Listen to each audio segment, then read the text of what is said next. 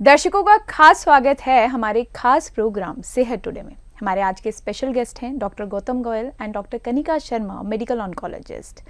Welcome ma'am, welcome sir. Thank you. जब हम cancer की बात करते हैं तो सबसे सिंपल क्वेश्चंस दे गो अनआस्क्ड, तो बिल्कुल सिंपल और सबसे ज़रूरी सवाल से शुरू करेंगे। Who gets cancer? कैंसर किनको होता है और कैसे होता है? देखिए ये कोई नहीं बोल सकता कि कैंसर किनको होगा। किसी को भी हो सकता है, किसी एज में भी हो सकता है। हमने इवन न्यूबॉर्न बेबीज़ में भी कैंसर देखा है और किसी भी एज में हो सकता है। बट कुछ रिस्क फैक्टर्स हैं, वो देखा गया है कि जिनमें वो प्रेजेंट होते हैं उनके अंदर कैंसर का रिस्क ज़्यादा होता है। जैसे जो लोग स्मोकिंग करते हैं या अल्कोहल का सेवन करते हैं, या जिनको जेनेटिक हिस्ट्री होती है, फैमिली में मल्टीपल रीजंस होते हैं, या हेपेटाइटिस इन्फेक्शन। सो इन सब पॉपुलेशन में कैंसर ज़्यादा देखा गया है। बट ये भी अराउंड 30 या 40% लोगों में ही मिलता है। मेजॉरिटी ऑफ लोगों के अंदर कोई रीज़न नहीं मिलता है कैंसर का। कुछ मिथ्स हैं इससे रिलेटेड कि cancer is contagious, is it so? No, it's not contagious and family members को उनके साथ रह के ऐसा नहीं है कि छोटे बच्चे उनके पास ना जाएं कि उनको कैंसर हो जाएगा। ये सबसे बड़ा मिथ है। सो वो लोग सेम उसमें थाली में खा सकते हैं, सेम सो सकते हैं, इवन ड्यूरिंग ट्रीटमेंट भी कैंसर कंटेजियस नहीं है। स्मोकिंग अगर कोई फैमिली में करता है तो हाँ, पैसिव स्मोकिंग से हो सकता है कि फैमिली में एक दो लोगों को मुंह का या लंग का कैंसर हो जाए, बट बिकॉज की स्मोकिंग जो है वो कॉमन फैक्टर है, ना कि कंटेजियस होने की वजह से। अच्छा, what are the symptoms? Yeah, how will I get to know that I need to get tested for cancer? Okay, अलग अलग जगहों के लिए अलग अलग सिम्टम्स हैं। तो जैसे अगर हम हेड टू टो ही बात करें, अगर मुंह का कैंसर है, आपके मुंह में कोई भी छाला है जो 2 हफ्ते से ज़्यादा हो गया और वो नहीं भर रहा है, या आपको खाना निगलने में दिक्कत आ रही है, आवाज़ में चेंज होना, या फिर रोटी निगलने में दिक्कत होना लेकिन पानी आराम से जा रहा है, लंबे समय तक खांसी होना, या फिर खांसी में खून आना, या फिर भूख कम लग जाना, या ब्रेस्ट में कोई भी लंप फील होना, या ब्लीडिंग होना। सो अगर आफ्टर सेक्स ब्लीडिंग होना या मीनोपॉज के बाद ब्लीडिंग होना, तो दोनों ही डेंजर साइंस हैं। स्टेजेस की अगर हम बात करें तो पर्टिकुलर स्टेजेस क्या हैं कैंसर की, और ट्रीटेबल कौन सी स्टेज हैं? सो हम जब स्टेजेस की बात करते हैं तो 4 स्टेजेस होती हैं कैंसर की, स्टेज 1, 2, 3 एंड 4। सो कितने हिसाब से कैंसर फैला हुआ है उसके हिसाब से हम स्टेज बोलते हैं। तो स्टेज 1 वो अपनी जगह में, अगर हम ब्रेस्ट की बात करें तो ब्रेस्ट में ही सीमित है और छोटी साइज का है। स्टेज 2 हम बोले वो ब्रेस्ट में ही सीमित है लेकिन साइज थोड़ा बड़ा हो गया है। स्टेज 3 जिसको हम लोको रीजनल बोलते हैं कि ब्रेस्ट से वो बगल में लिम्फ नोड्स में चला गया है। And stage 4 that is the last stage कि वो बॉडी के बाकी ऑर्गन्स में, जैसे ब्रेस्ट से निकल के लंग्स में, लिवर में या ब्रेन में जा चुका है। सो ये 4 stages. So which stage is treatable? So cancer is treatable in all the stages, but it is curable in the early stages. So stage 1, 2 and in some 3 also. Breast cancer काफ़ी prevalent है आजकल society में, वजह क्या है उसकी? जैसे आपने बताया कि कुछ विजिबल साइंस और सिम्टम्स हैं, लम्स वगैरह, तो उन विजिबल साइंस और सिम्टम्स में और क्या क्या आता है? और मेनोपॉज क्या उसकी बहुत बड़ी वजह है? मीनोपॉज नहीं, बट यस, हार्मोनल डिस्टर्बेंसेस उसकी बहुत बड़ी वजह है। सो जैसे ब्रेस्ट लंप एक हो गया जो कि रीज़न है, या फिर निपल से कोई डिस्चार्ज आना, ब्लडी डिस्चार्ज, निपल की शेप चेंज हो जाना, या स्किन के ऊपर कुछ चेंजेस आना, या बगल में कोई गांठ फील होना, ये सारे ही ब्रेस्ट कैंसर की तरह प्रेजेंट कर सकते हैं। दूसरा, आजकल जो इंसिडेंस बढ़ गया है that is related to hormonal and lifestyle changes only, कि पेशेंट्स में जो है वो PCOS वगैरह आ गया। सो ईस्ट्रोजन का एक्सपोजर ज़्यादा है, that is a risk factor. Late marriages, late child birth, so 35 के बाद जो प्रेगनेंसीज हो रही हैं they have a higher risk of breast cancer. पहले होता था यंग एज पे जल्दी बच्चे हो जाते थे। Breast feeding is is a safe, मतलब ब्रेस्ट कैंसर से सेफ्टी प्रोवाइड करता है। सो ब्रेस्ट फीडिंग कम हो गई है, कम ड्यूरेशन के लिए हो गई है। So these all lifestyle changes they contribute to breast cancer actually. Cervix cancer की अगर हम बात करें तो ये कैंसर क्या है और क्या कंट्रीब्यूटिंग फैक्टर्स हैं इसमें? सर्विक्स कैंसर की जब हम बात करते हैं तो वो HPV इन्फेक्शन के साथ आता है।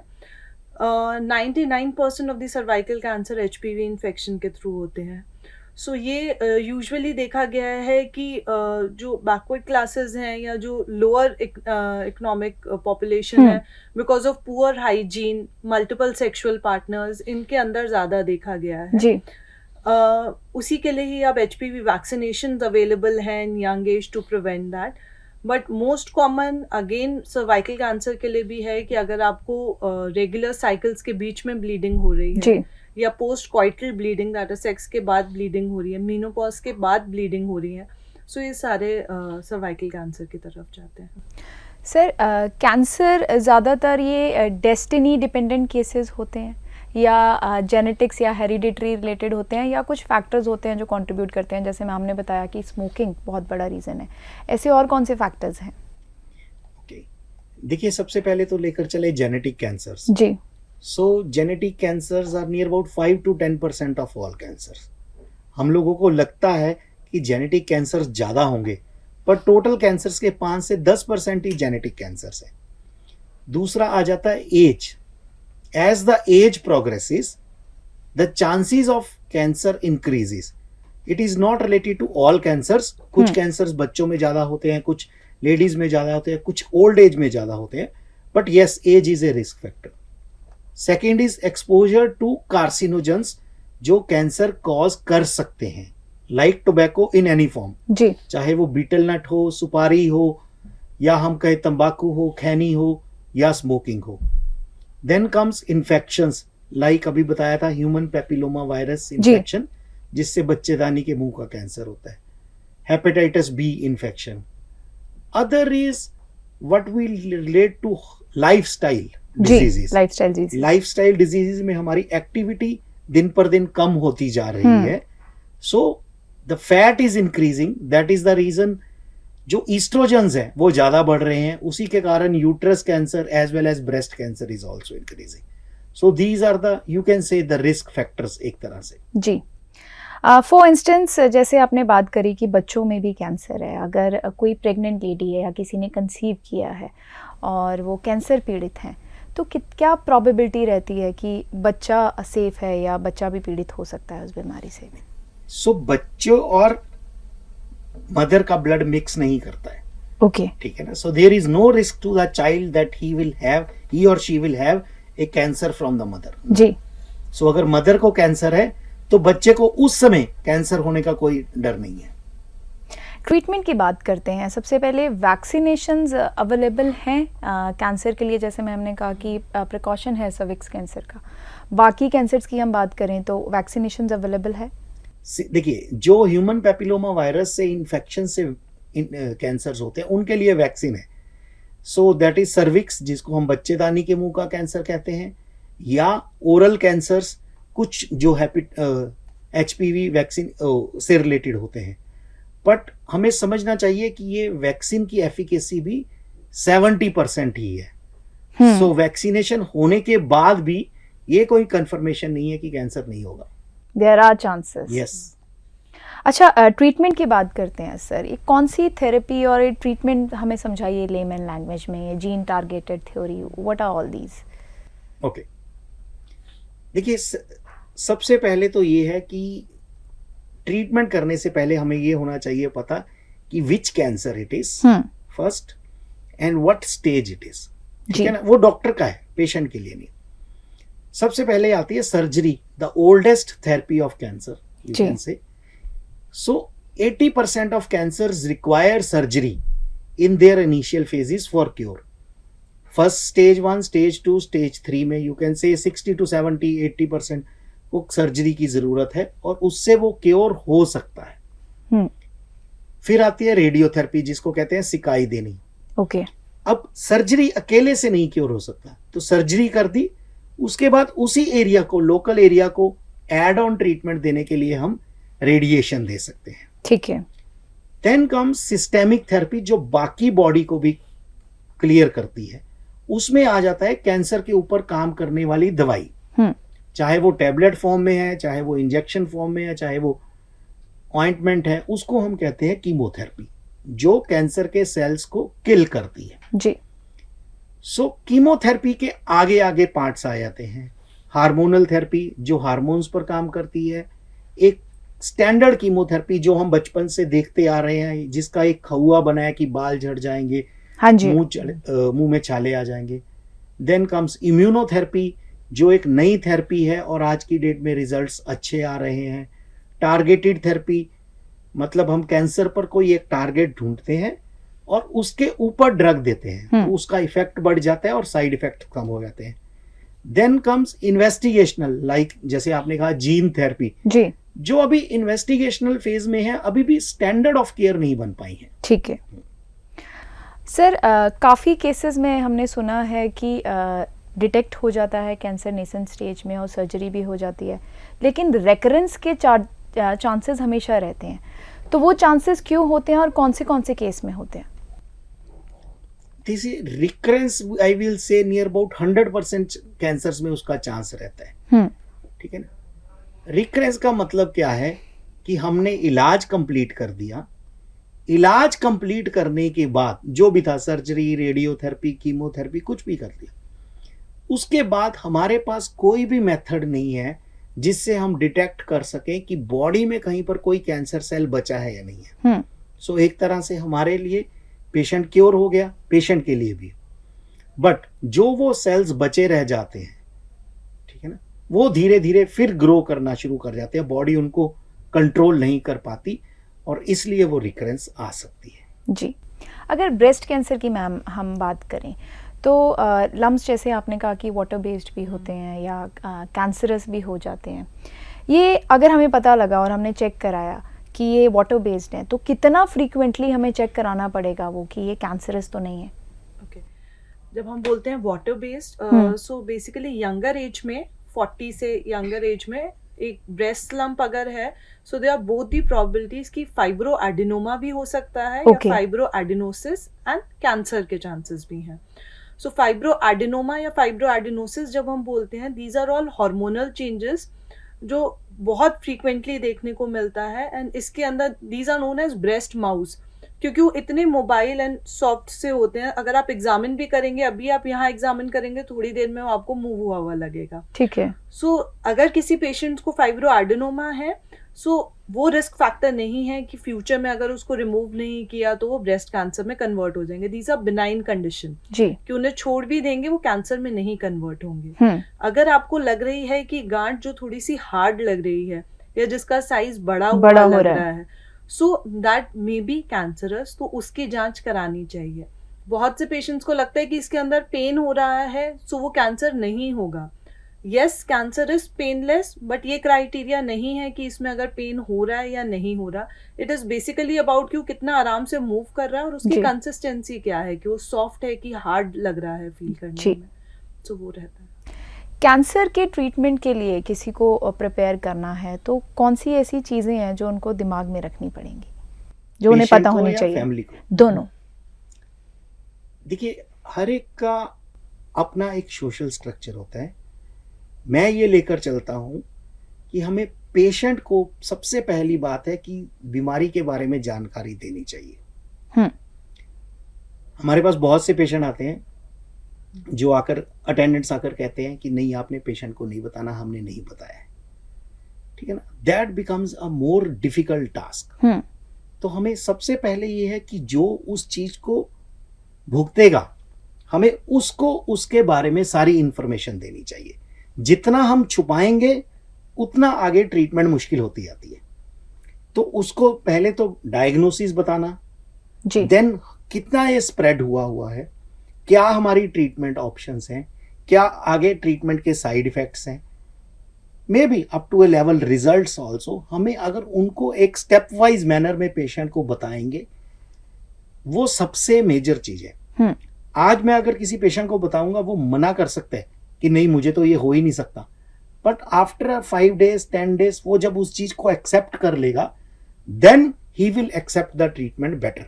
And will power is the only key. Yes. So हमें सबसे पहले पेशेंट को एजुकेट करना है, अटेंडेंट्स को एजुकेट करना है व्हाट द डिजीज इज। ठीक है ना।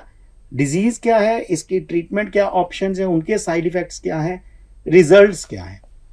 देन उसके बाद जब हमने पेशेंट को बता दिया है, और पेशेंट इस चीज को एक्सेप्ट कर रहा है, जी then we have to enrol them कि आपकी ये इन्वेस्टिगेशंस होनी है, इस इन्वेस्टिगेशन में ये पॉजिटिव आया इसलिए हम ये चीज कर रहे हैं, ये नहीं कर रहे हैं। बिकॉज आज की डेट में पेशेंट भी पढ़ने की कोशिश करता है, एंड अनफॉर्चुनेटली जब वो सोशल मीडिया से नॉलेज लेने की कोशिश करता है वो नॉलेज पूरी प्रॉपर नहीं होती है, बिल्कुल ठीक है। तो इसलिए उसके भी 10 क्वेश्चंस होते हैं, जब वो 10 क्वेश्चंस लेकर आएगा आप उनको आंसर करोगे, ठीक है ना, ही और शी में हैव अनदर 2 क्वेश्चंस, बट जब आप उनको एक बार सेटिस्फाई कर दोगे then that patient will remain with you, जी। Means follow the treatment regularly, this is the most important part. And what role can family and friends play? Because this is the most important phase of life and most difficult also. Treat the patient as the patient was before the diagnosis, ठीक है। हम patient को patient खुद बना देते हैं, ठीक है। मान लो किसी को हम ब्रेस्ट ट्यूमर की बात करते हैं because it easy to understand, उसमें पेशेंट को पेन नहीं है जी, उसमें पेशेंट को कोई प्रॉब्लम नहीं है, पर बिकॉज उसको ब्रेस्ट में लंप है हम उसको कहते हैं तुमने बेड से नहीं उठना है, तुमने ये नहीं करना है, तुमने वजन नहीं उठाना। Let the lady do everything जो वो पहले कर रही थी 4 दिन पहले जब वो डायग्नोसिस नहीं था, ठीक है। उसके बाद जब हमने पेशेंट को बता दिया है, हमने पेशेंट को भी let her do everything, then उसको स्लोली स्लोली ट्रीटमेंट के ऊपर लेकर आना है कि these part of the treatments should be done. अच्छा, ट्रीटमेंट के बाद एक फैमिली को या पेशेंट को उस ट्रीटमेंट का आउटकम क्या एक्सपेक्ट करना चाहिए? कोई वंडर तो हो नहीं जाएगा ट्रीटमेंट के बाद, तो लाइफस्टाइल चेंजेस क्या क्या आएंगे? Lifestyle changes after the treatment, जी, after the treatment that depends upon the tumour type, cancer type. मान लो ब्रेस्ट से शुरू करते हैं, ठीक है ना। सो ब्रेस्ट में अगर आप किसी को चेंज, ब्रेस्ट कैंसर हो गया हमने क्योर कर दिया, तो उसमें हमें ये देखना है कि what can be the add on risk factors, तो उसमें यही है weight control, regular exercise, these are the only 2 things one can do, ठीक है। फाइन। अब सेकेंडली अगर किसी को लंग कैंसर है, so smoking cessation and physical exercise, these are the 2 things a patient can do. Third, किसी को intestine का कैंसर है, वो क्योर हो गया, so then a high fibre diet and low fat diet, means not very rich in fat, this is what, so it depends upon cancer to cancer। जी, आखिरी सवाल, सबसे बड़ा मिथ है जो कैंसर का और सबसे ज़रूरी भी है कि cancer is a death sentence, what do you think about the same? So हमारे बहुत पेशेंट्स आते हैं इसी मिथ के साथ कि कुछ होना नहीं है पेशेंट का एंड वो ट्रीटमेंट नहीं लेते। सी, यही बोलेंगे that cancer is curable if it is diagnosed at early stage, it is treatable at all stages, even in stage 4 disease, and cancer is preventable. So ये सोच के कि that it is a death sentence, we are not helping the patient. So अगर वो stage 1-2 में है, so it is a curable disease. The patient can live a normal life. Basically ये सोच के कि हाँ breast cancer है and it's a stigma कि हम बताएंगे नहीं, अब बेसिकली जो एकदम क्यूरेबल डिजीज है उसको स्टेज 4 पे लेकर आ रहे हैं जब वो एकदम फंगेट हो गया and we can not do much about it. जी, so we are also deteriorating the quality of life of the patient. So ये सोच के कि हम कुछ नहीं कर सकते हैं, कैंसर तो ट्रीट ही नहीं होगा, ये मिथ बना क्यों है? क्योंकि लोग ट्रीटमेंट नहीं लेते। इंडिया में अभी भी 60% लोग स्टेज 3 और 4 में आते हैं, जी, 1 और 2 में नहीं आते कि अभी तो लंप छोटा है, मुझे कोई दिक्कत नहीं हो रही, नहीं दिखाते, साल भर तक नहीं दिखाते। सो ये गलत है। कोई भी दिक्कत आए आप डॉक्टर को दिखाइए, कंसल्ट करिए, हो सकता है कि वो नहीं निकले कैंसर, पर अगर अर्ली स्टेज पे निकलेगा then you can live a normal life after it's preventable. So it's preventable. So एक ये भी मैंने सुना है कि डिओड्रेंट या आर्टिफिशियल स्वीटनर्स या microwave, these are carcinogenic and causes cancer, is it true? Not proven. No, not proven. so you can say it is not proven, you can say it is not true। देखिए, what we are seeing is कि हम लोग क्या करते हैं कि because cancer is age related disease, तो क्या हुआ है कि कैंसर का डायग्नोसिस भी ज़्यादा होने लग गया है because people are aware clinicians are also aware. जी. सो अब डॉक्टर भी देखकर सोचता है कि ये कैंसर हो सकता है. आज से 30-40 साल पहले वो नहीं सोचते थे. So people have started relating कि उस समय तो इतने कैंसर होते नहीं थे, अब ज्यादा हो रहे हैं. जी. It is most likely related to what we are eating, what's new we are getting exposed. जी. तो new exposure में it is the rays only, gamma rays only which we have exposed, चाहे वो माइक्रोवेव में है चाहे किसी चीज में है. बट जहां तक देखा गया है these things do not cause cancer. So thank you so much. Thank you so much for your views. I hope this will help our viewers to comprehend the situation. At last, any message for our viewers? Please. So, cancer is not a death sentence. It is a treatable disease. So, test ज़रूर कराइए and just follow a healthy lifestyle. There is no single test जो cancer को रोक सकता है या diagnose कर सकता है. बट आपकी जो डेली लाइफस्टाइल मॉडिफिकेशन है that goes a long way. Maintain a healthy weight, follow a healthy diet. There is nothing as superfood. Eat healthy seasonal fruits and vegetable and stay away from smoking and alcohol. Thank you. Thank you so much. So अगली बार फिर हाजिर होंगे, discuss करेंगे नए health हैजेट को. तब तक जुड़ी रहिए हमारे चैनल के साथ and do not forget to subscribe to our channel and download our app and stay healthy. Take care.